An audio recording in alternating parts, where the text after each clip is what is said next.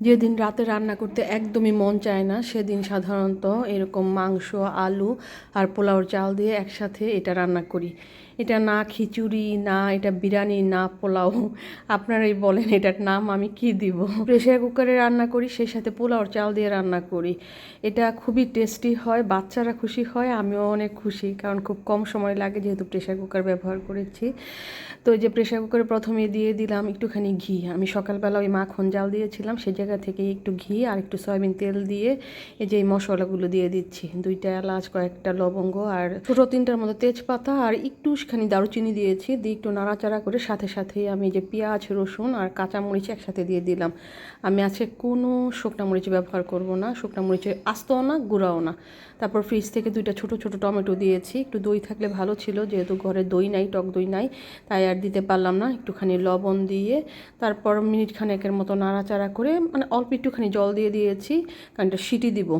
তো প্রায় 3টা সিটি দিয়েছি, দিয়ে দমে রেখে দিয়েছি। দেখেন এরকম অবস্থা হয়েছে। এখন একটু হালকা নাড়াচাড়া করে এখন এর মধ্যে দিয়ে দিব আমি আলুগুলা দিয়ে আবার একটুখানি নাড়াচাড়া করে এটা আরেকটা সিটি দিয়ে নিব, মানে সিটি দিয়ে এটা আবার দমে রেখে দেবো, নয়তো বা কিন্তু আলুগুলা সুসিদ্ধ হবে না।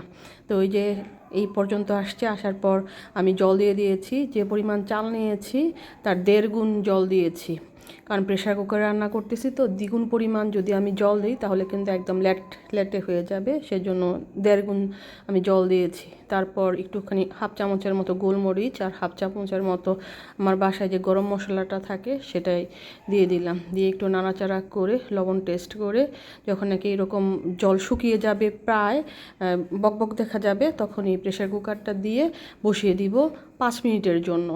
মানে এখন তো আর সিটি দিবে না, ওই দমে থাকবে, তাহলে দেখা যাবে যে জিনিসটা নরম হবে, চালগুলো নরম হবে, ঝরঝরে হবে। এই যে প্রেশার কুকার খোলার পর 5 মিনিট পর দেখেন এই অবস্থা। আমার বাচ্চা কাচ্চারা সব দাঁড়ায় আছে খাওয়ার জন্য। তাদের আজকে শর্ত ছিল ভালোভাবে পড়াশোনা করলে এই বিরিয়ানি রান্না করে দেব আর কি। ওইটা এই মানে এইভাবে রান্না করলে ওরা বিরিয়ানি বলে। আর আজকে তো ঘি দিয়েছি, বেশি ঘি দিয়েছি, যার ফলে সুন্দর একটা স্মেল আসতেছিল।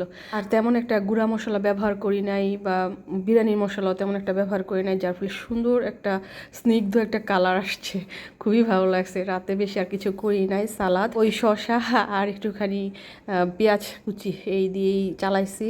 অবশ্য আমি আর শ্রী বাবা যখন খেয়েছি তখন অবশ্য গাছের মরিচও নিয়েছি, সবুজ সবুজ মরিচ, এত ঝাল মরিচগুলো, যেটা বলতেছিলাম। এই যে দেখেন কি সুন্দর ঝরঝরে হয়েছে আর অনেক সফটও হয়েছে, যার ফলে খেতেও কিন্তু খুব ভালো লাগছে।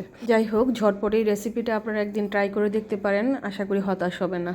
আজকে এই পর্যন্তই, সবাই ভালো থাকবেন, সুস্থ থাকবেন, টাটা।